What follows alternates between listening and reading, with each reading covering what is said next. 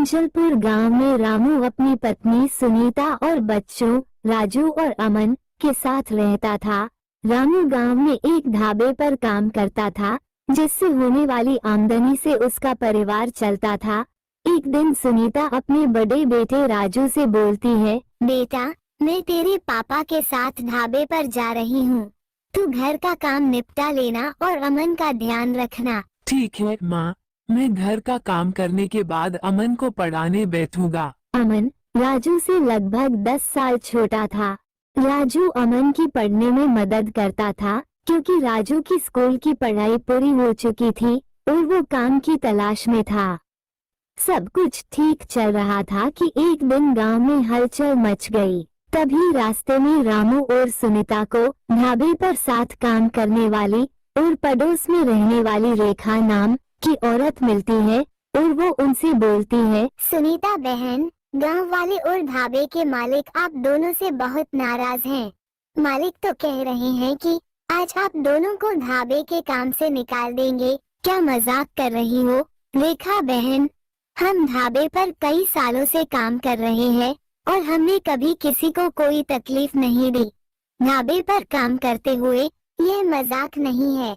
सुनीता बहन और रामू भाई, जिन लोगों ने कल तुम्हारे हाथों से बना खाना ढाबे पर खाया, वे बीमार पड़ गए और शिवराम चाचा की माँ तो चल बसी। गांव वालों को तो मालिक ने शांत कर दिया, पर मालिक को लगता है कि यह सब तुम दोनों के कारण हुआ है। तुम दोनों ने ही ढाबे के खाने में कुछ मिलावट की है। रेखा बहन, हमने कभी कुछ गलत नहीं किया और ऐसा पाप तो हम कभी सोच भी नहीं सकते।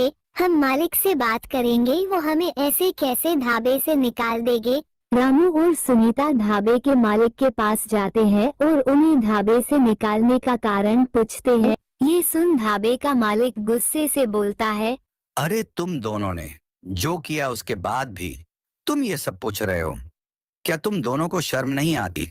मेरा एहसान मानो जो तुम दोनों को गांव वालों ने जिंदा छोड़ दिया। अब निकलो यहाँ से, दोबारा अपनी शक्ल मत दिखाना मुझे तुम दोनों। रामू और सुनीता दुखी मन से घर आ जाते हैं। ढाबे से निकाले जाने के कुछ दिनों बाद रामू को दिल का दौरा पड़ा और वो इस दुनिया से चल बसा। अब सुनीता, राजू और अमन की जिंदगी और कठिन हो गई। एक दिन राजू सुनीता से बोलता है, माँ, आप कब तक ऐसे दुखी रहेंगी? मैं हूँ ना, मैं आपका और अमन का ख्याल रखूंगा। आज से पिताजी की सारी जिम्मेदारी मेरी। मैं आज ही काम की तलाश करने जा रहा हूँ। अब सब पहले जैसा हो जाएगा। काम की तलाश में राजू गांव के सरपंच देवनाथ के घर जाता है और उसे कोई काम मांगता है। सुना है तेरे बाप को दिल का दौरा पड़ा, जो हुआ बुरा हुआ, लेकिन जैसे को तैसा। मिलावटी खाना खिलाने का फल तो उसे मिलना ही था। जैसे उसके कर्म थे, उसे नर्क में ही जगह मिलेगी। यह सुन राजू को गुस्सा आ जाता है। मैं यहाँ आपसे काम मांगने आया हूँ और आप मेरे पिता पर झूठा इल्जाम लगा रहे हैं। मेरे पिता ने कभी किसी को नुकसान नहीं पहुँचाया। दोबारा मेरे पिता के लिए गलत मत बोलना देवनाथ। सरपंच की बातों से गुस्सा होकर राजू घर लौट आया। इसके बाद कई दिनों तक वह काम की तलाश करता रहा, लेकिन उसे कोई सफलता नहीं मिली। एक दिन राजू घर के पीछे रखे पुराने सामान को साफ कर रहा था, तभी उसे अपने पिता की पुरानी हाथगाड़ी मिली। माँ, ये गाड़ी कितनी सुंदर है। आपने इसे ऐसे क्यों छोड़ रखा है?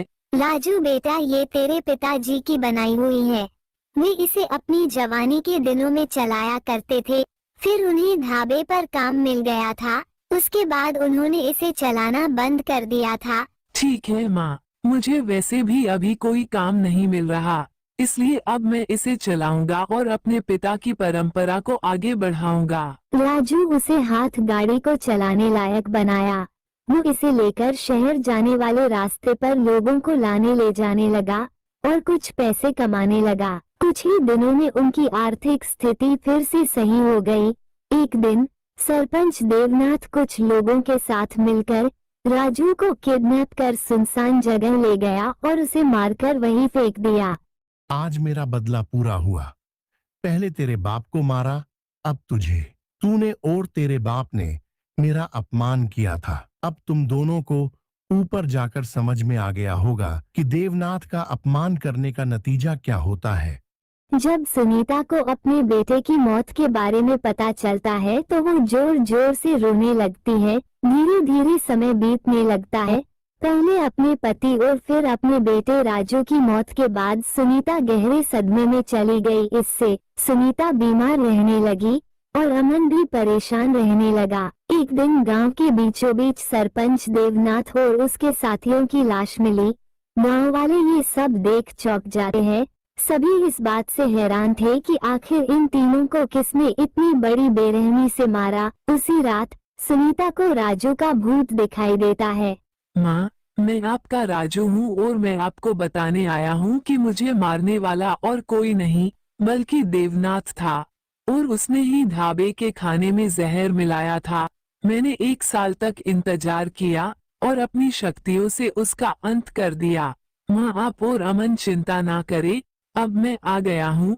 जब तक अमन बड़ा नहीं हो जाता है मैं घर की सारी जिम्मेदारी निभाऊंगा। इसके बाद राजू का भूत इंसानी रूप लेकर फिर से हाथ गाड़ी चलाने लगता है। ऐसा करते हुए कई साल हो जाते हैं। अमन अब बड़ा हो जाता है और गांव का सरपंच बन जाता है। माँ और अमन, अब मेरे जाने का समय हो गया है। नहीं बेटा, मत जा, हम सब साथ रहेंगे। हाँ भाई, आप मत जाओ, हमें छोड़कर मैं माँ और आप साथ रहेंगे मिलकर। नहीं, अब तुम बड़े हो गए हो, अब तुम अपना और माँ का ख्याल रख सकते हो। मुझे अब मेरी दुनिया में जाने दो। ये बोल राजू का भूत गायब हो जाता है।